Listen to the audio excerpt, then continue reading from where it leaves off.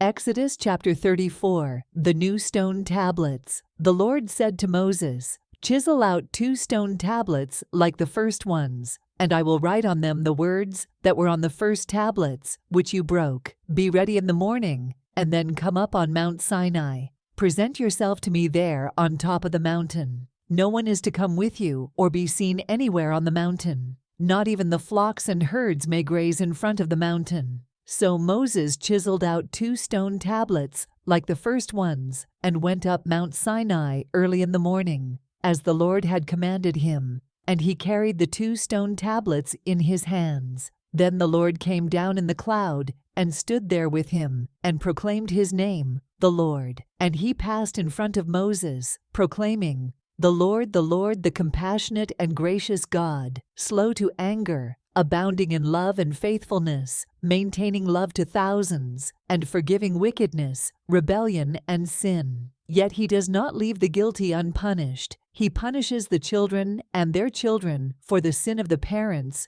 to the 3rd and 4th generation. Moses bowed to the ground at once and worshipped. "Lord," he said, "if I have found favor in your eyes, then let the Lord go with us. Although this is a stiff-necked people, forgive our wickedness and our sin, and take us as your inheritance." Then the Lord said, "I am making a covenant with you. Before all your people, I will do wonders never before done in any nation in all the world. The people you live among will see how awesome is the work that I, the Lord, will do for you. Obey what I command you today.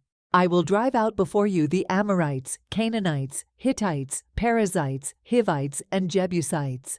Be careful not to make a treaty with those who live in the land where you are going, or they will be a snare among you. Break down their altars, smash their sacred stones, and cut down their Asherah poles. Do not worship any other god, for the Lord, whose name is jealous, is a jealous God. Be careful not to make a treaty with those who live in the land, for when they prostitute themselves to their gods and sacrifice to them, they will invite you, and you will eat their sacrifices. And when you choose some of their daughters as wives for your sons, and those daughters prostitute themselves to their gods, they will lead your sons to do the same. Do not make any idols. Celebrate the festival of unleavened bread. For 7 days, eat bread made without yeast, as I commanded you. Do this at the appointed time in the month of Aviv, for in that month you came out of Egypt. The first offspring of every womb belongs to me, including all the firstborn males of your livestock, whether from herd or flock. Redeem the firstborn donkey with a lamb, but if you do not redeem it, break its neck. Redeem all your firstborn sons. No one is to appear before me empty-handed. 6 days you shall labor, but on the 7th day you shall rest. Even during the plowing season and harvest you must rest. Celebrate the festival of weeks with the first fruits of the wheat harvest, and the festival of ingathering at the turn of the year. 3 times a year all your men are to appear before the sovereign Lord, the God of Israel. I will drive out nations before you and enlarge your territory, and no one will covet your land when you go up 3 times each year to appear before the Lord your God. Do not offer the blood of a sacrifice to me, along with anything containing yeast, and do not let any of the sacrifice from the Passover festival remain until morning.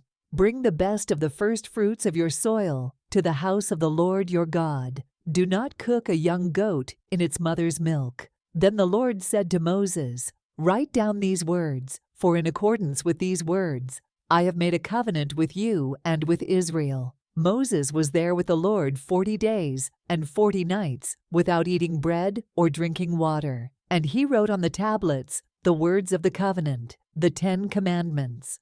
The radiant face of Moses. When Moses came down from Mount Sinai with the 2 tablets of the covenant law in his hands, he was not aware that his face was radiant because he had spoken with the Lord. When Aaron and all the Israelites saw Moses, his face was radiant, and they were afraid to come near him. But Moses called to them. So Aaron and all the leaders of the community came back to him, and he spoke to them. Afterward, all the Israelites came near him, and he gave them all the commands the Lord had given him on Mount Sinai. When Moses finished speaking to them, he put a veil over his face. But whenever he entered the Lord's presence to speak with him, he removed the veil until he came out. And when he came out and told the Israelites what he had been commanded, they saw that his face was radiant. Then Moses would put the veil back over his face until he went in to speak with the Lord.